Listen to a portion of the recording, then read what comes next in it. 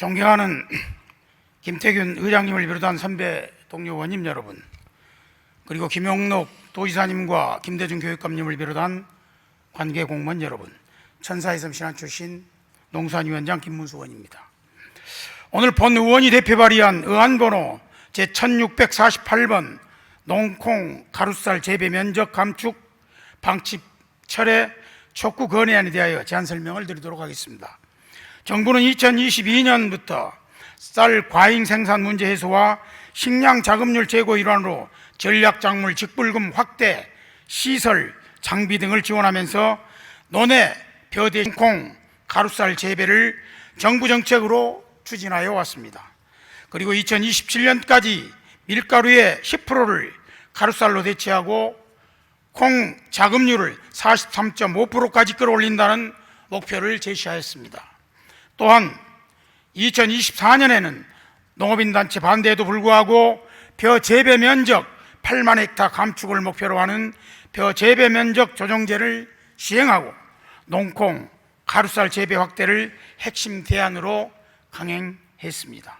이에 우리 농업인들은 정부 정책에 발맞춰 농기계를 새로 구입하는 등 농콩과 가루쌀로 재배 작물을 전환하였습니다. 그 결과 올해 농콩 재배 면적은 약 3만 3천 헥타로 전년 대비 2배 가까이 늘었고, 가루쌀 재배 면적도 3년 만에 1만 헥타까지 확대되었습니다. 그런데 이제 와서 정부는 비축 한계와 소비 부진을 이유로 농콩과 가루쌀 재배 면적을 다시 감축하겠다고 하는 것은 명백한 국가 농업 정책의 실패이자 스스로 농정 신뢰를 무너뜨리고 전국 200만 농업인을 우롱하고 기망하는 행위라고밖에 볼 수 없습니다. 이는 지난 3년간 정부가 농콩과 가루쌀 정책을 얼마나 즉흥적이고 강압적으로 판로와 보관 등 구체적인 계획 없이 추진해 왔는지를 여실히 보여주는 현실입니다. 만약 정부가 일방적으로 재배 면적 감축과 지원 예산을 중단한다면 그 피해는 고스란히 농업인에게 전가될 것입니다.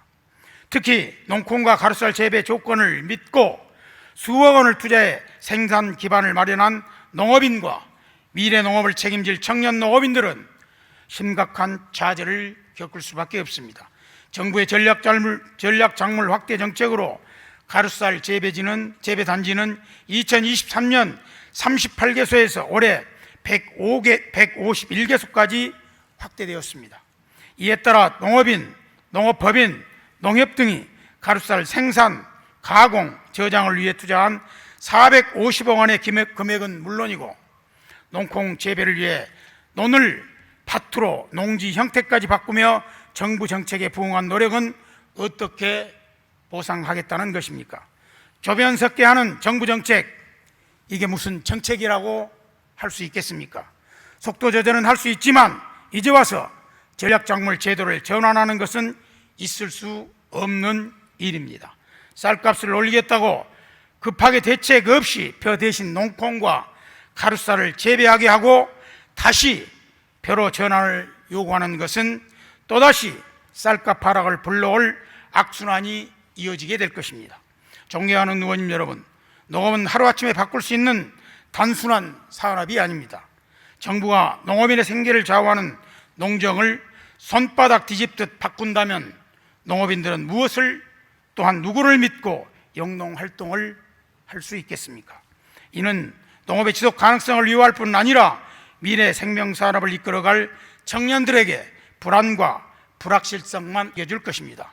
이에 본 건의안은 농콩과 가루쌀 재배 면적 감축 방침을 즉각 철회하고 농업인의 생존과 식량 주권을 지키는 실효성 있는 정책을 마련하여 무너진 농정 신뢰를 회복할 것을 정부에 강력히 촉구하는 것으로 본 건의안을 원안대로 의결해 주실 것을 부탁드립니다.